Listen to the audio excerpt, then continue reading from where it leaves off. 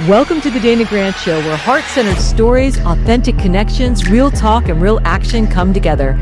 I'm your host, Dana Grant. I'm a life coach, speaker, and believer in the boundless power within every one of us. Each week, we're diving into raw, transformative conversations that not only spark healing, but growth and unshakable clarity. Because you know what? Your story matters. Your voice deserves to be heard, and your purpose is waiting to be fully lived. You're in the right place. Let's begin.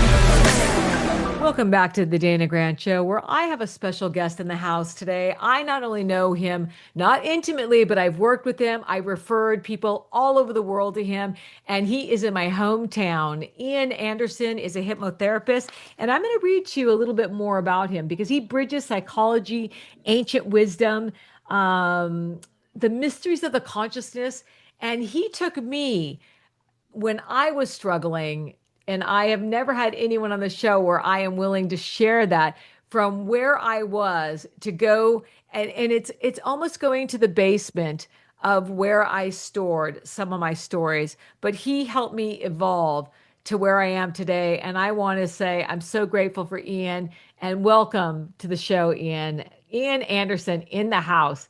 I'm so glad you're here. Thank you for having me. I'm glad to be here too. Yeah, I know we've been on the same stages together and we've been in the same rooms together, but having you on the show, I just think is a special treat for my audience, which I know will resonate with what you do, your information.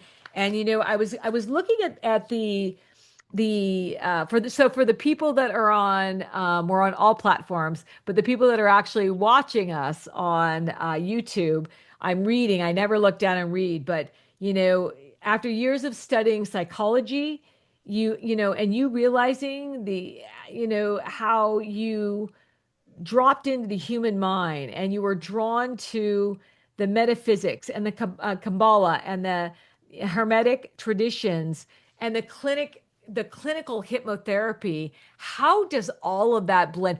I mean, you are so fascinating, and I have experienced you firsthand. And I know I think everyone has a genius, but you are genius to hold space, Well, and you thank and you. you just I do. appreciate But it. That's very how did kind. you well, it's true. How did you blend all of that into what you do and how you show up? Well, it depends on the person and what they need, but the Right. way it blends for me, at least as far as my part is involved, is that Kabbalah and Hermetics, Yes. ceremonial magic, shamanism, Yeah. art, all of these things, poetry, especially epic poetry and spirituality, these things are all different facets of what I think of as like maybe a kind of hyperdimensional object, which we call the mind, which Mhm. is part of the way we both receive and send information in and out in the way that we interact, create, and co create our experience, our reality, the way we make choices. So, Kabbalah and Hermetics are really the study of like the universal fundamental laws of creation.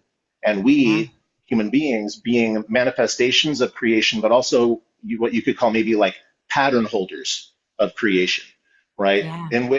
Through which I the love same that. patterns of creation are expressed outward through us, through our minds. So we are like smaller parts of a bigger pattern and or a hologram because within us all the other parts are also present.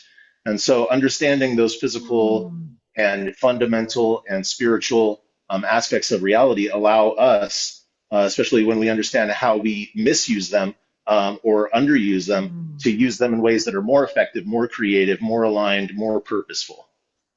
I love that you said the hologram. And I think that is really why I was so drawn to you. I mean, I started referring to you, I believe, first before I worked with you, but I could have done both. Mhm. I'm not quite sure. Nope, I did. It was I think, first. Yeah, you were referring yeah, first. yeah. And I saw the transformation. And I think that you complemented my work so well. And I do believe, I'm such a believer in referring out to what can elevate people and evolve them.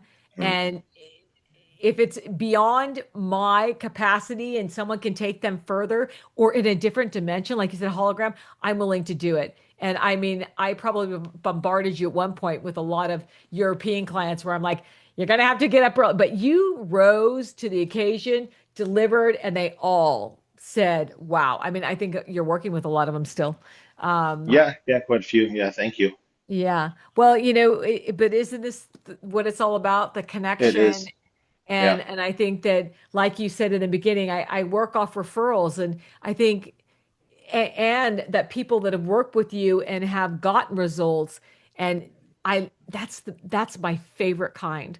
Not I don't think yeah, we get a lot of I mean, occasionally we'll get the person that looks us up and looks for hypnotherapy, and maybe someone has mentioned it, but it's about someone that you've worked with and they've said, yeah, man, I have discovered and I have evolved. And I think for me, when I worked with you and being so guarded, and I was like, oh my gosh, I'm a professional. I don't want to share too much. And I'm like, blah, and I just trusted you emphatically. You held an enormous amount of space for me that allowed me to drop in and understand things at a level. So talk to me about that. Where does hypnotherapy, where does it alter and where do you take us? Because I wasn't truly asleep, but I right. was truly in a state of hypnosis. Yes. Yeah. So a hypnotherapy session has two aspects to it, or two phases to it. One is the conversation phase, Yeah. where we go kind of back and forth. I'll ask some questions, you'll answer them. I'll explain to you what hypnosis Mm, is, how it works in the first session, and yeah. and there's a process that I'm going through during that time. I don't know if you remember the whole diagram that I draw when we do the All first of it. session. Are Yeah. you So kidding me? It's like it's almost like it's imprinted on my brain. It was yeah. so impactful.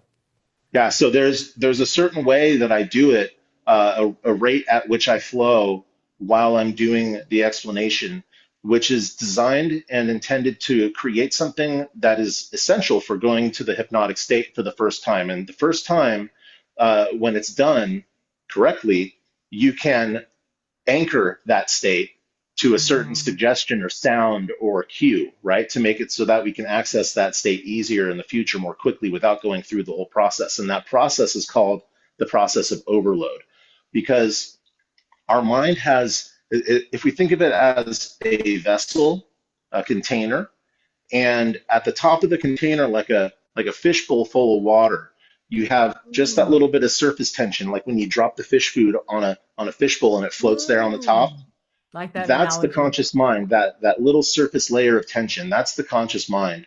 And everything underneath it is unconscious, but that there's a barrier right there in the conscious unconscious kind of interface that we call the critical mind. And that critical faculty is the part of our mind that is, it's like a librarian. And as we Mm, receive information, it takes that information and holds it and then compares it to what's in the unconscious to see if it should allow it to come through, to sink through that surface tension, like the fish food that drops down to the fish below. And when mm, it does that, what it's doing is comparing what's familiar and known to you to this new mm, information. And if what's known to you, in other words, your habits, your patterns, your filters, your lenses, your perspectives, your good habits and bad habits, your fears and your confidence, if that new information doesn't fit with mm, with what's already known to you, then that information is rejected. But mm. when there's something, and it's doing this all in real time, like every day, all the time, right? Except for when we're asleep and when we're in hypnosis. So Right. that's why we call hypnosis, named after the Greek god of sleep, because it's a state where the conscious mind is open. It's out of the way, like it is while we're asleep. So Mm, that's why when we go into hypnosis, we have to overload the conscious mind just like we would overload that surface pressure, that surface tension on the water, right? Like you drop right. fish flakes on it and it floats. You drop a penny in it and it'll drop right through, right? Because we got to break that surface Mm, tension. So in order to break that surface tension, we have to overload it, and we overload it by confusing, misdirecting, by mm, creating information coming in through the nervous system, through the mm. senses, and then we create a mechanism by which the conscious mind is given permission to take a break from trying to resist all this information And that's what we call a hypnotic induction. So once we initiate that release from the overload, the conscious mind, it kind of splinters a bit. It opens, becomes porous like a sponge, you could say. Yeah. And now some of that information is a lot more of that information is allowed to come through. So during that time, uh, we do the hypnotic induction, move you to the hypnosis chair, and then we use relaxation to deepen the hypnotic state to open those pores in the conscious mind even more, so that during the time when now not only are you in a non-overloaded state and a relaxed state, you're in a receptive state.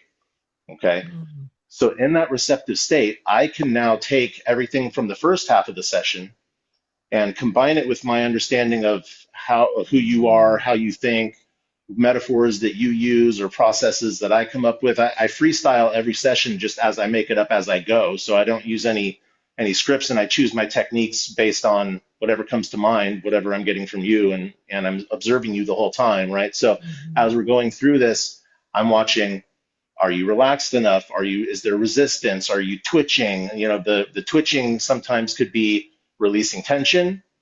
That's usually what will happen as we go kind of consistently through the process. Resistance will be like a twitch right in response to something I say, right? So if Do I'm, you remember I mean, you are bringing me back, and I had the privilege and honor of meeting in your office with a lounge chair and blankets and literally being so connected. But I know yeah, you do a lot on Zoom too, and it's yeah, equally as effective. it But is, yeah. I wasn't even aware till you just said that. Do you remember when I had that twitch on my eye? I said, I Oh don't know yeah, why my eye is twitching, and my right eye wouldn't stop, like, I mean, literally going like this. uh-huh. And tell me, why was that doing that? Was I Oh, resistant? that was probably resistance. Yeah, when it's like a little muscle twitch in the arm or the leg, that's like our body is discharging tension that we've been holding, and maybe also the stress that was held in that tension or the Mm, emotion that was held in that tension. But when it's consistent, yeah. and especially with the eye, because remember, the mind and the body, they process symbolically, right?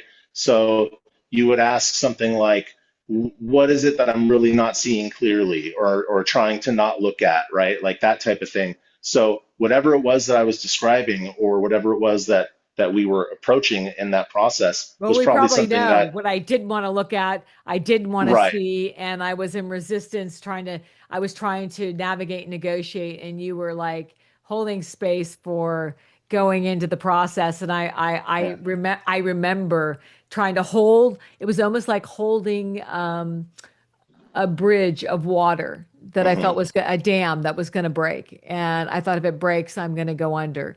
And what you needed me to do was go under. So Right. it was a beautiful process. Hey, is there anybody that isn't available to be to go through this process that it can't be hypnotized? No, anybody and everybody can be hypnotized. The only people who it's recommended that you don't really hypnotize are people who are known to have psychotic breaks. Mm, So like the severely psychopathic individual, you would probably want to avoid. right. At least I would want to avoid that. Well, that would make And then sense. That would make sense. yeah, Yeah. yeah, yeah. And then you have just the person who's actively resistant, doesn't want to be there. You know that because it's not like you can't fight it. Mm. You can just resist it, and if you resist it actively, you're not going to get much out of it. It's kind of a waste of Well, everyone's I time. remember being willing but resisting the download of, oh my gosh, what is he going to think when I share all this Right. trauma? Because I still had a professional relationship with you, and I'm sharing a lot, and I didn't want you to know how bad, and Yeah. how, and man, when that broke and I went down, it was such an evolution. It was so cathartic, so healing, so unbelievable. And I mean, I wasn't even aware that I was like under the hypnosis. I was just in a state of complete surrender. Surrender. Yeah, that's what you're describing is the difference between active resistance and unconscious resistance. Yeah. right? Oh, The yeah. unconscious resistance is just it's your unconscious mind's comfort and familiarity with what it's used to protect you all these years through your life, right? Yeah. So when we as an individual, if I try to change one of those habits or try to look at something that maybe is below the level of conscious awareness and my mind is trying to protect me from it, or try to Mhm. let go of something that my mind is like, but I've used this to keep you safe all this time, right? Yeah. When that happens, yeah, we run into unconscious resistance, and the unconscious resistance almost always shows up as fear, because fear and anxiety, fear being the I guess you could say like the emotional thing, anxiety being more like the physical reaction to fear, are the things that our mind and body use to encourage us to leave a situation that we don't want to be in, right? So Right. what Right. happens is over the years, we end up reinforcing in a way that we don't even realize that anxiety must be good, because every time I'm in an uncomfortable situation, I get this anxiety, and then I run from that situation, and then I feel safe, and I don't have to Yeah. do the thing I didn't want to do, right? And so then on a nervous system Yeah. level, we start to believe and feel like, okay, well, that was really an unsafe situation, Yeah. and my anxiety protected me, and then it becomes a habit. Yeah. So, who is your ideal client and what do they resist the most? Because what you just said is like 95% of our subconscious that we reprogram and Yeah. we're in this, we design it for safety. But who is your ideal client? My ideal clients would be those who are committed to high performance and creativity, Mm. people who are already good at what they want, or at what they do, or know what their purpose is. But what happens is, like the law of diminishing returns, right? Like we put in all this energy and Mm. we make a lot of progress, and then we start to hit plateaus when we start to get at the really high levels. And so, Oh. when people come to me and they're like, I'm an Olympic athlete, I have a bronze medal, but I really want that gold, or CEO, but I built this company and now I'm not sure where to take it, or I'm an artist. I've written these Mm. books, these stories, and now I don't know what to. I'm hitting writer's block, or stuff like that. Musicians, writers, Yeah. artists. I Yeah. really like working with kids too. I like Yeah. working with children, because something I tell their parents all the time is, Mm. because often I start working with their parents first, and then they end up Yeah. bringing their kids in. And what I tell them is like, you came in here with all these bad habits, and like bad habits of thought and stuff like that we had to disentangle you from, right? Yeah. But if you can just not build those bad habits from the beginning, and come in as a kid and learn how to think, learn how to process, learn how to believe in yourself, and especially to envision, set, Mm. work toward a goal, but then also once you've completed that goal, enjoy that success and accomplishment and give yourself credit for it. Like, we as adults, we're often not very good at that last part. Like, we have a sense of what we want, we know where we want to go, but we're Yeah. always on the move, right? So we Yeah. accomplish the goal, and then we're on to the next thing. And we Right. start, that's where burnout comes from, a lot of the time, is just not sitting and to enjoy, to celebrate, to share it, to rest, so having all of that put in place in a really positive and effective way with children, or teenagers before they're done with high school, maybe, or before college even, that's also really rewarding for them and for me. So Mm. Can you see that the expansion for hypnotherapy is that when you started, that it is more accessible or more obtainable or more acceptable, that they're saying yes to it versus, oh, can't be hypnotized because that's going to download things that I don't want to download. Do you right. see the relationship changing? Yes, yes, there is a relationship changing, and I think it's partly because there have always been a lot of misconceptions about hypnosis, but the more that people Yes. do it, or look it up online, or use, like, say, apps or YouTube recordings and stuff like that, what they start to realize is, okay, I'm not, first of Mm. all, going to be in an unconscious state. Very, very few people go into an unconscious state when they're in hypnosis. They can be conditioned to go into that state, Yeah. But for hypnotherapy, it's actually not desirable. I want you to remember at least all the important parts of the session so that you know what you're up to, like what you're Yeah. doing and why to do it, how to do it, and all that. Remember to use the anchors and the tools. So there's that. And then there's the fact that people are already so overloaded that they need to find ways to let that overload out and to let go of Right. that tension, that stress. And what they don't realize is that you're actually, a lot of us who are chronically overloaded, we're going in and out of trance states every day. We're driving in a trance, we're watching TV in a trance, and these trances are not good for us in a lot of ways in most cases. Mm. So when they come in, uh, it's almost always the case that a person finds me when they were ready, right? So I have people who come in who describe all this pressure and stress and stuff like that, and but they're already at the overload point, so they're just about ready to drop into that new way. They just have to break through that barrier or that wall that's been blocking them, which is usually some sort of Yeah. thought process, some sort of fear. I love that you just said that. I remember, and now I'm going all the way back when I researched you and I needed you for a very complicated case. And so I needed to, I mean, I circled the wagon, which meant I needed proof and legitimacy and licensing. And you just were stellar. But all that credentials and all that being said, and all of your years of I just watched the evolution.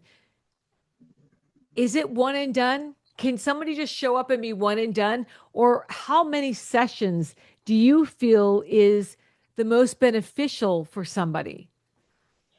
Um, I have seen quite a few people go through pretty big transformations after one session. I usually recommend that they commit to at least three to know if it's right for them, Right. because most people don't after one session experience the full accomplishment of their goal. Although it is possible, Well, I think but there's an awakening. What however I many, experienced was an awakening of, yeah, wait a minute.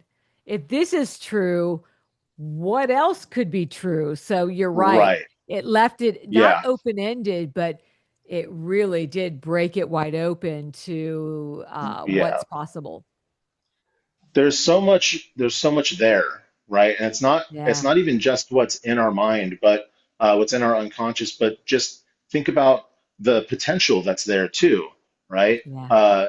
Every person has all this potential, Yeah. and it's not just that the potential is in their mind. A lot of that potential is in the world around them, Yeah. as say opportunities that they don't believe they can handle, or that they don't even see because they don't think they deserve it, or maybe they don't see the opportunities because they're in the Mm, wrong mind state, or the wrong field of work, or right. the wrong city or something. So a lot of the times they'll come to me, and something I get asked a lot is, do I need to know what my issue is in order to start hypnotherapy? And I'll tell them, no, you don't. We can go looking for insight. We can ask your unconscious mind how it feels about certain things, and that's where the imagery and the symbolism comes into play, because we'll open a flow of unconscious imagery that will come up from the unconscious into conscious awareness. You'll Right. describe the imagery to me, I'll reflect it back to you,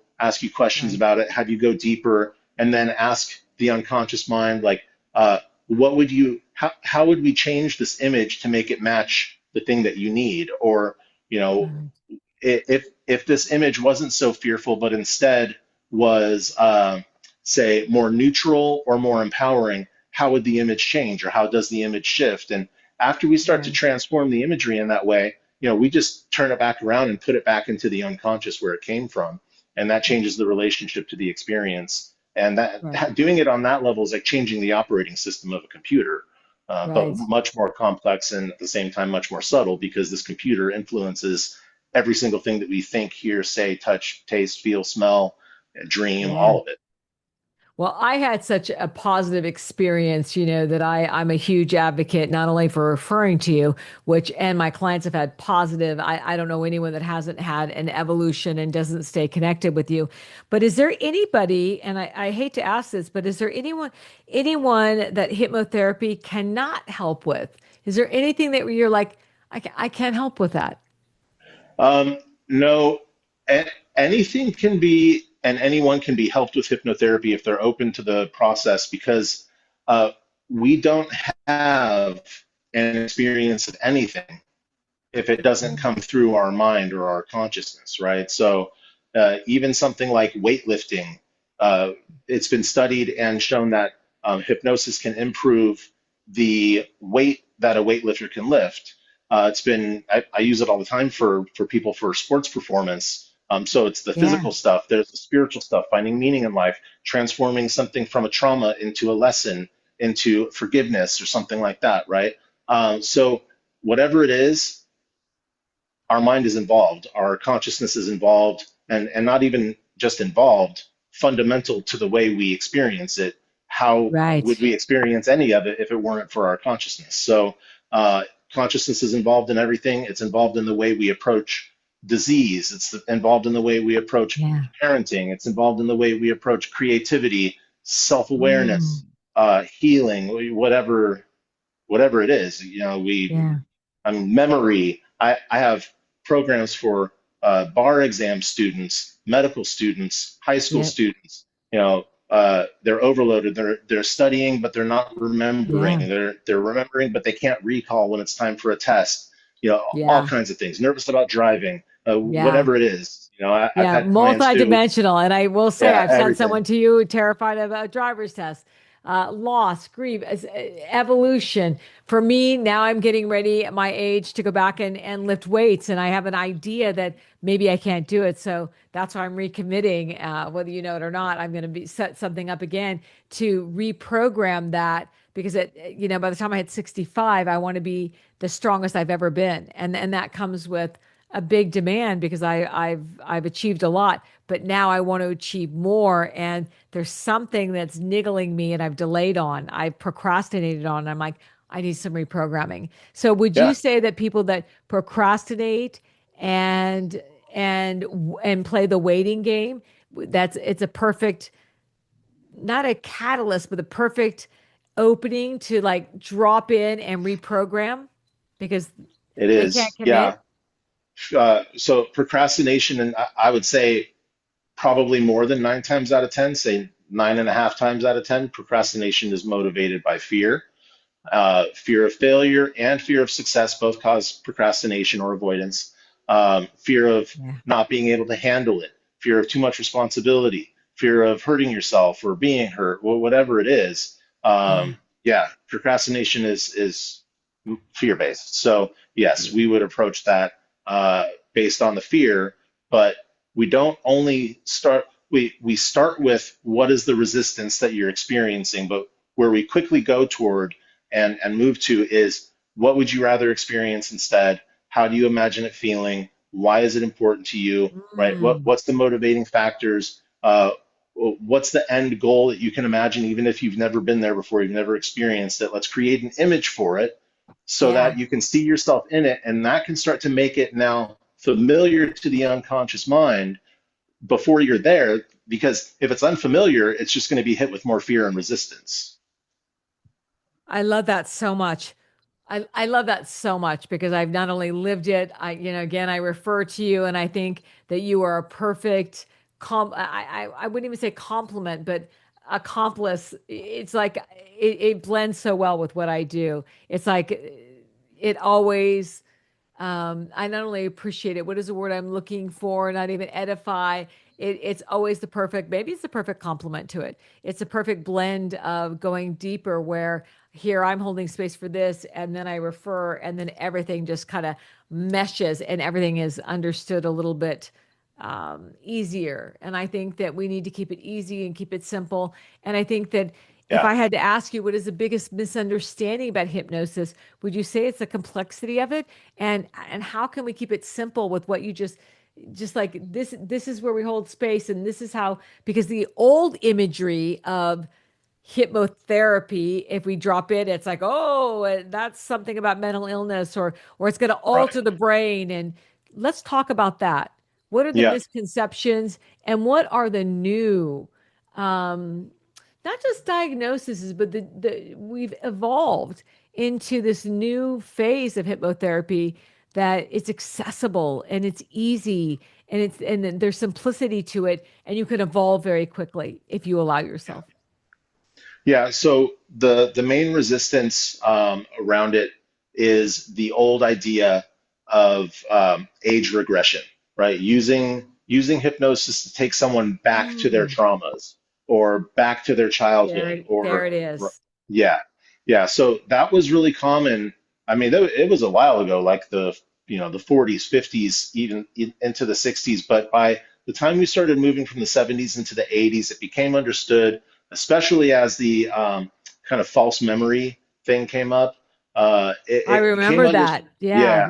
yeah, Let's yeah, talk about that too, where we hypnotherapy, and then people are utilizing this for court cases and things, and it's being yeah, diagnosed as implanted false memories. Is right. that Yeah, so excuse me, it gave hypnosis a bit of a bad name, but it was also based on a bit of a misunderstanding, both of why it was done that way, and I think some discoveries were made about it, which has to do with the way that when you're doing age regression, which should be reserved for the last possible resort in situations. I've only had to use it a couple of times. Are there, But not to interrupt, but are there medication issues with that, or are you able just to no, do a, because we've done that a little bit, yeah, and this is where I go into the versions of me where I can meet myself and love and have compassion, which I teach yeah, now, and I just tapped on it, and it just expanded and evolved into a whole different concept for me. yeah. So when we do age regression, as if we're going back into like back down this lifetime to a younger version of us, Yeah. that's different because of the traumas that are real there. That's Yeah. different from something like seeing an alternate version of yourself or a better version of Mm. yourself or even inner child stuff. Like that's not age regression. But if I Mm. was to regress somebody to their actual 5 year old self to go Yeah. into an experience that they had, re-traumatizing that person is a pretty high probability, right? There's the possibility that you could get a new perspective on it, but there's also the possibility of re-traumatizing, especially because why would you do something like that when there are 100 other things that you could choose from that could be more effective, easier to do, take less time, take fewer sessions, cost less money, and create better outcomes, right? So Mm. that is almost not even really done very often anymore. You might find it in maybe Right. a hospital for the clinically insane or something like that. Well, Or and when or I first came in, I'm like, are we going to go into like my 5-year-old self that I can see? right, And you're like, it was such a different experience than I had yeah, built up in my mind and was fearful of, and isn't that just yeah. like anything? We have that bind of worry, doubt, fear on and terror, and that prevents us. So if something has been preventing someone from utilizing hypnotherapy, can you break it down on, I mean, we've evolved and we've talked about so much, but if they had to have like a synopsis of this is what it can do for you, what would that be, Ian? I would say that especially if they were resistant to it or unaware of it, I would say that hypnosis is an easy, natural, simple process that we're all able to do. It's easier when someone guides us into that state, someone who knows what they're doing so that they can use that state to the highest potential in that state to get the best results, that it's a pleasant experience. It's very deeply relaxing and comforting. And Yes. because you can think of it as kind of like cutting a big section out of the journey between you and where you want to be, and then just drawing those ends in together and making it a shorter Mm. distance because we cut out so much of the resistance and so much of like the waffling or the flip flopping that we do as we go back and forth between I want this but I'm scared, and then I start coming back this way, and then they're like, no, but I really want that, and so I go back over here, but then I hit Yeah. more resistance and I come back. So Yeah. it's really the matter of making something that is good but unfamiliar Yeah. become good and familiar to replace the thing that is Mm. bad and familiar or not as good and familiar, right? So that the Yeah. unconscious starts to see, oh yeah, this actually is safe and good, and it's okay if we go over here and have this experience and do this Mm. big thing. And a huge thing that a lot of people, I wouldn't maybe say almost all, but maybe a majority of people experience is fear of public speaking. And the fear of public speaking for some people in some careers, it drastically, sadly, limits their career because or their success in school or something, right? And it's interesting because we look at getting on a stage and talking in front of a crowd of people as like a life-threatening thing, right? Right. And so it's interesting how we can have this thing, this possibility, an opportunity given to us to tell people what we do and why we do it and how good we are at it. And that could change our life, but we Yeah. will avoid that thing as if it's bad because of the anxiety, right? Because of the fear of Right. being judged, the fear of being rejected.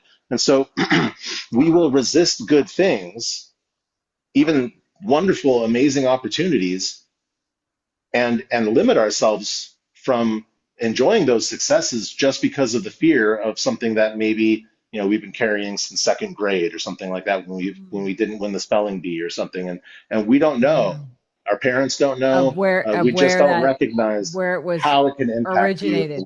Yeah, where I mean, sometimes we do, but most of the time we don't, because I guess I'd say most of the time it's not just one thing.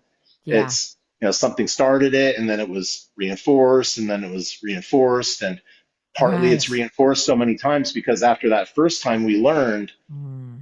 I need to not let myself be seen in that way or put myself out there like that. And so we start to pull back a little bit at a time, a little bit at a time, until we build the shell around us. And we hide behind that shell so that we can't be seen clearly and judged negatively the way we felt we were when we did win the spelling bee, for example. Wow. I somehow don't remember some of our sessions of what we worked through, but I do know I had and I vaguely remember telling you I was terrorized with public speaking when they threw me out there Mhm. as a lobbyist, and they wanted me to speak, and I'm in my 20s, my knees are shaking, I'm throwing up, they're asking questions, and I'm literally I can't even answer. It was a beyond disaster. People are laughing. Um, and now, I mean, we've been on the same stages together. I don't know if we addressed that. Makes sense that we did, or we went there because I being on stage feels like home to me. I mean, home. It's like I feel like I am in a room full of people that I just want to connect with, and I Yeah, want them to evolve. And you've been in the same room with me, and I don't know, did I look terrorized when I did the keynote at 8 a.m. in the morning, pouring rain? I mean, it was a big event. I mean, it was a lot. And we didn't get yeah, to go in the green room. I just went boom. And did you yep. feel that terror of my knees No, shaking? Yeah, no, no. no. You were great, and you see, you're describing the important that I would say the number one most important thing that hypnotherapy does, with the reason that we do multiple sessions, is because there are some things that just simply require repetition and Yeah, reinforcement. And that's not only hypnotherapy sessions, that's getting up in front of people, because I went through the same thing. yeah, And I went from being terrified to speak in front of crowds to teaching 3 hour long workshops at the hypnotherapy yeah, college in yeah, like 3 days. It was, yeah, I did 2 or 3 sessions with a guy yeah, I was working with, and then I was in there teaching 70, 80, 100 students 3 hour workshops on all kinds of different techniques. And I realized the same thing that you just said. These people are my friends. These yeah. people are here to learn something or gain It's something. yeah, there's no They're here to upmanship. become We're just better. Yeah, we're yeah, just here to share what we have to share, and that's it. yeah, And so the even playing field, even if you're on a stage above them, you looking yeah, at it like that, that's not helpful because Yeah. you have in your heart and in your intention, you have goodwill toward these people, and that's why you're there. You're there to Yes. share something with them. They're there to receive something from you. There's an energy exchange. It happens before, during, and after the Yeah. presentation. People, they come up with special questions, or Yeah. this is your passion, and this is something that Yeah. you feel driven to share, and so that's a good thing. That's a beautiful thing, and you know, Yeah. no one's actually there to judge. They're just there Yeah. because Well, I think they're everything's thirsty energy and for info. it's all vibrating. And as many, I'm just kind of I've just gotten back from another keynote, and the one prior to that 2 weeks ago, it's like the clicker wasn't working and the mic wasn't working, and I'm like, oh, my hands move. I can't use, but guess what I did? I acclimated, I dropped in, and I'm like, the universe is always working for me. The young girl who was terrified is at home with this, and how can I make everyone else be at home with this too? And I was shocked at the level of, like, wow. I mean, I was even surprised because Yeah, there wasn't this, oh my God, oh my God, oh my God, I'm so what am I going to do? Things aren't supporting me the way I need to. Oftentimes when we go to speak, it doesn't support us the way we need to. But that's true. yeah. And so for the people that are, I mean, I think that we talked about this and I evolved because I can't imagine I just woke up and evolved into this incredibly calm space, but I am in an incredibly calm space. But for those that are, let me shift gears. I mean, because you talked on that, and I think that that's where you could really help people. But for through, I wrote this down, and I think it's an important question. Through your work with people around the world, what have you learned about consciousness? I mean, we talked about the speaking with consciousness. All of this is What have you learned about consciousness? Um, I've come to maybe some conclusions about consciousness, which are, I would say that as it relates to consciousness as a thing, Mm, that it is fundamental to the universe, that it's not just like something generated by the brain.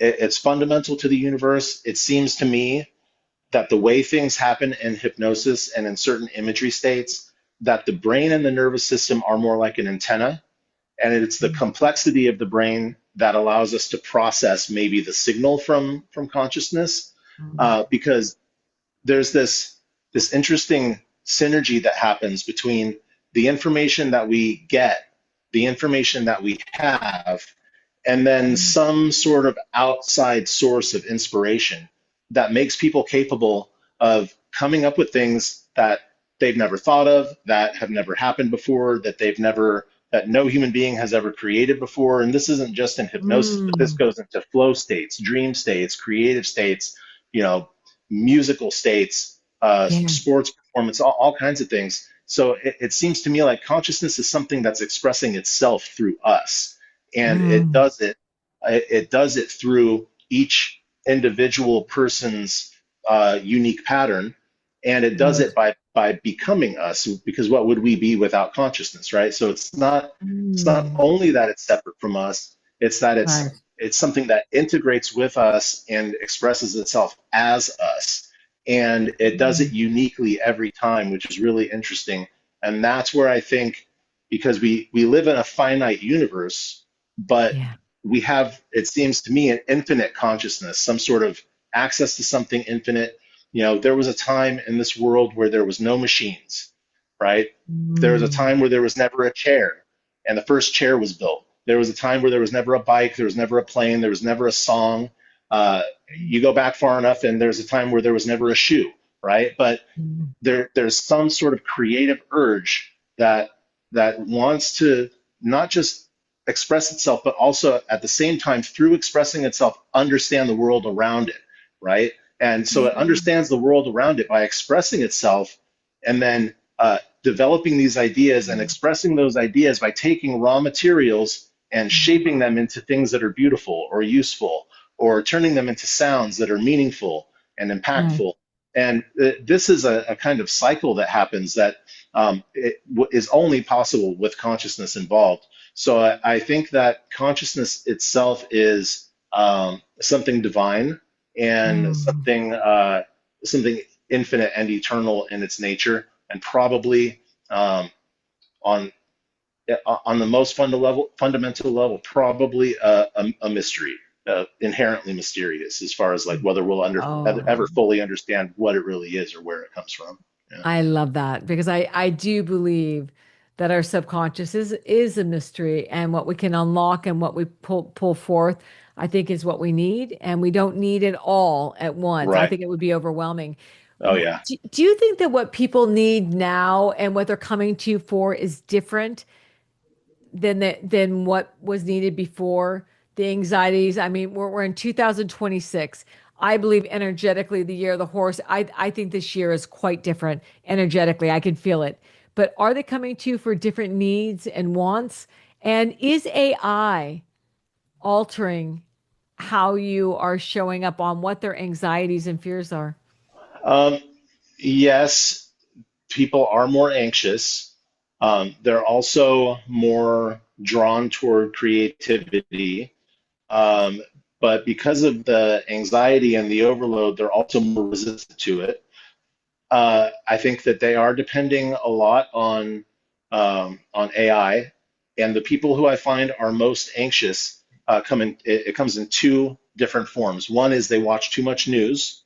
The people who watch too much news are also experiencing insomnia, extreme insomnia. They have difficulty sleeping. They have difficulty managing their lives, Well, difficulty I coming know out of both of states of us. fear. I know both of us with prior conversations. I don't watch any news. I don't either. I just Google the weather, but I don't need it. I don't want it, and I do believe that you feel the same way. And Yeah, it's like if I can't do something about it, I don't need to take it on. right. Yeah, we were never built. We weren't designed to handle a Yeah. stream of negative information from all corners of the planet. Amen. It's just not something that the human empathy and human nervous system can handle.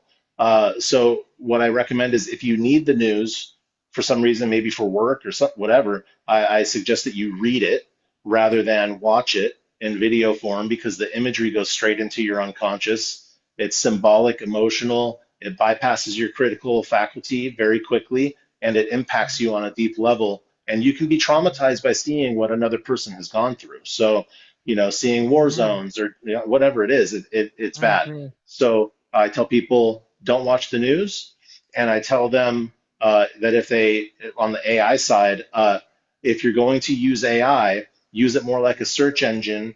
Use it for suggestions on how to improve things, but don't ask it questions on how to navigate interpersonal relationships Yeah. because you'll have people who they'll say I have a problem with this coworker and ChatGPT said I should do this, whatever it may be. Excuse me. Um, but I recommend that you probably have intuitively enough information and Yeah. enough intelligence. I know you have enough intelligence. I know you have enough personal experience with people to be able to navigate the situation without having to depend on a machine that presents itself like a person.